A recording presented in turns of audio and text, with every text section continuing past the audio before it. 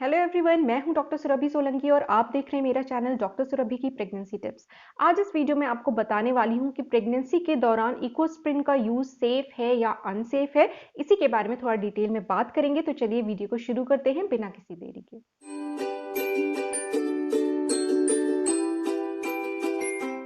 देखिए, इकोस्प्रिन जो होती है मेडिसिन, वो एक तरह से एस्पिरिन ही होती है और एस्पिरिन का यूज प्रेगनेंसी के दौरान आमतौर पे मना होता है, यानी कि आमतौर पे नहीं किया जाता है। नॉन प्रेग्नेंट स्टेट में इकोस्प्रिन का यूज जो होता है वो मेनली बॉडी के अंदर ब्लड क्लॉट फॉर्मेशन को प्रिवेंट करने के लिए किया जाता है। एंटीप्लेटलेट मेडिसिन होती है, तो इसको जिनमें हार्ट डिजीज का, हार्ट अटैक का रिस्क होता है या स्ट्रोक का रिस्क होता है या फिर हार्ट से रिलेटेड प्रॉब्लम्स की वजह से चेस्ट पेन के जो रिस्क होते हैं उनमें प्रिवेंट करने के लिए इकोस्प्रिन दी जाती है। या फिर वास्कुलर थ्रोम्बोसिस का जिनमें रिस्क होता है, यानी कि बॉडी में वेन्स के अंदर ब्लड क्लॉट फॉर्मेशन की वजह से जो ब्लड फ्लो में ऑब्स्ट्रक्शन आ जाता है, उसको प्रिवेंट करने के लिए इकोस्प्रिन आमतौर पे दी जाती है। लेकिन अभी हमें, अगर हम पर्टिकुलरली प्रेगनेंसी में इसके यूज की बात करें, तो अगर एक नॉर्मल प्रेगनेंसी है, हेल्दी प्रेगनेंसी है, उसमें जनरली कभी भी आपको इकोस्प्रिन या एस्पिरिन लेने की सलाह नहीं दी जाएगी, मना ही किया जाएगा, क्योंकि इसका कोई बहुत अच्छा असर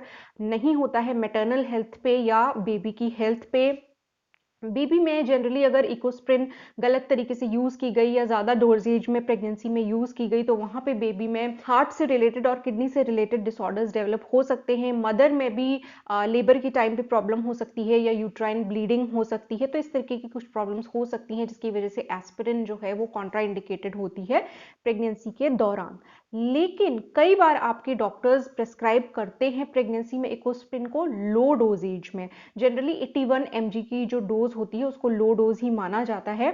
तो ऐसा क्यों होता है? ये उस कंडीशन में कई बार ज़रूरी हो जाता है इसको प्रेस्क्राइब करना, जबकि जो महिला है या लेडी है उनमें प्री एक्लेम्पशिया नाम की एक कंडीशन होती है, जिसका बहुत ज़्यादा रिस्क अगर है, तो उस कंडीशन में 12 वीक्स की प्रेगनेंसी से लेके 28 वीक्स की प्रेगनेंसी के बीच में जनरली ये मेडिसिन देना स्टार्ट कर दिया जाता है।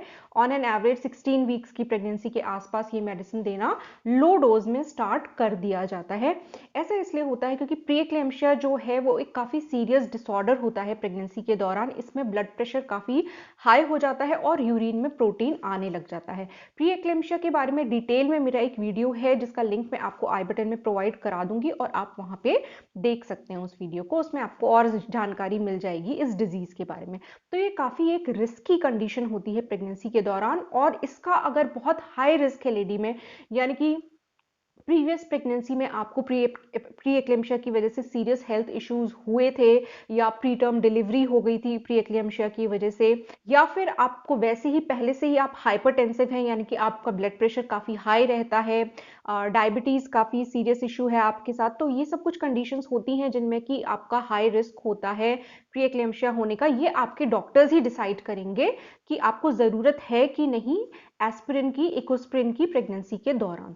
इसके अलावा अगर ब्रेस्ट फीडिंग की बात करें, ब्रेस्ट फीडिंग के दौरान भी एस्पिरिन अवॉइड ही करनी होती है नॉर्मल कंडीशंस में, क्योंकि ये मिल्क के थ्रू बेबी तक जा सकती है एस्पिरिन। तो उस कंडीशन में ब्रेस्ट फीडिंग में भी कोई ये रिकमेंडेड मेडिसिन नहीं होती है। यहाँ मैं एक बात क्लियर कर दूं कि जो भी इंफॉर्मेशन मैंने आपको अभी इस वीडियो में दी है वो आपकी जानकारी के लिए है। एक जनरल टाइप की नॉलेज आपको हो जाएगी इकोस्प्रिन और एस्पिरिन के बारे में, लेकिन इसको आपको प्रेगनेंसी में लेना है कि नहीं लेना है, ये डिसाइड आपके डॉक्टर ही करेंगे। आप उनकी सलाह को, उनकी एडवाइस को बिल्कुल फॉलो कीजिए। तो होपफुली आज का ये वीडियो आपको कुछ यूजफुल लगा होगा, काम का लगा होगा। अगर अच्छा लगा है तो वीडियो को लाइक कीजिए और मेरे चैनल को सब्सक्राइब कीजिए।